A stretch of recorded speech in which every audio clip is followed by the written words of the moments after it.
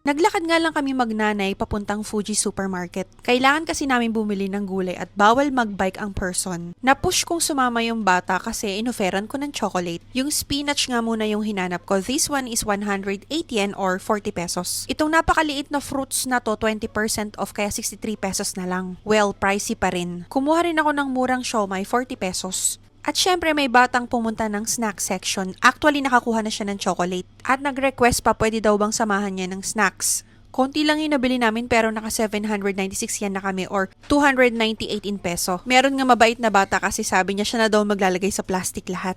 Medyo sinanay na nga namin siya. And on the way home, nakita ko na naman yung favorite kong orange drinks lately. Sa vending machine ko nga lang siya nakikita. 160 yan din siya or 16 peso. Nasa around 5 o'clock na nga rin to. At pag uwi namin ng bahay, hindi pa siya pagod. Kasi nagsuot naman siya ng roller skates niya. So yung nanay ayun, nakabantay lang sa labas. Kasi naman kailangan ko daw siyang panoorin. Inabot din nga siya ng 20 minutes bago siya mapagod. So yun lang, that's it. Bye.